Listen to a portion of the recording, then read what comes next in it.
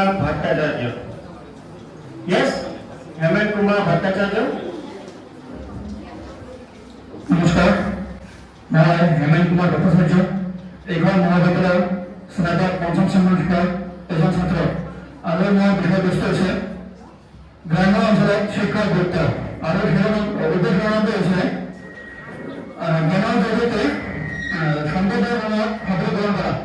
আমি গ্ৰাম্য অঞ্চলত শিক্ষাক কিয় গুৰুত্ব দিব লাগে তাৰ প্ৰথমটো প্ৰয়াস হৈছে আমাৰ গ্ৰাম্যত আমাৰ গুণগত শিক্ষাৰ অভাৱ আৰু নেক্সট পয়েন্ট হচ্ছে আমাৰ দৰিদ্ৰতাৰ সীমাৰেখা ভঙ্গ কৰাৰ কাৰণে আমাৰ শিক্ষা অত্যন্ত জৰুৰি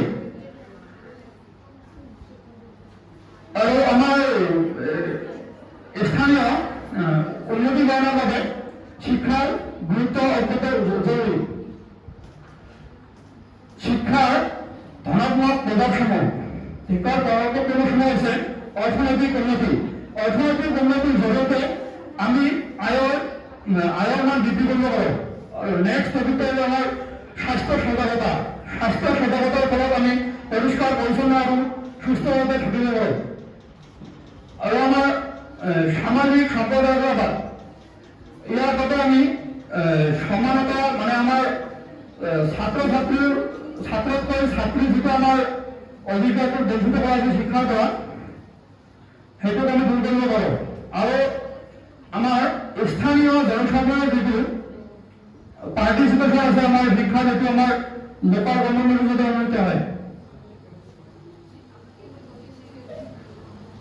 শিক্ষার বাধাসমূহ হচ্ছে আমার অঞ্চলসমূহ বিদ্যালয়সমূহ আমার ভঙা চিঙা দেখা যায়, রাস্তাঘাটসমূহ ভঙা চিঙা দেখা যায় আৰু আমাৰ গুণগত দক্ষতা সম্পন্ন শিক্ষকৰ অভাৱ আমাৰ বিদ্যালয়সমূহত। নেক্সট আমাৰ অৰ্থনৈতিক চাপৰ ফলত আমি শিশু শ্ৰমিক বৃদ্ধি হৈছে আমাৰ অৰ্থ অঞ্চলত।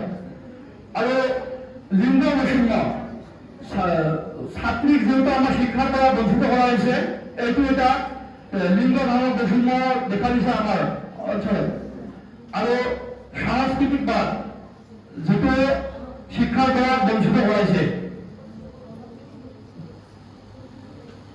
আৰু শেষত এটা কথা, শিক্ষা হৈছে এনে এটা অস্ত্ৰ যাৰ সহায়ত আমি পৃথিবীখন সলনি কৰিব পাৰোঁ। ধন্যবাদ।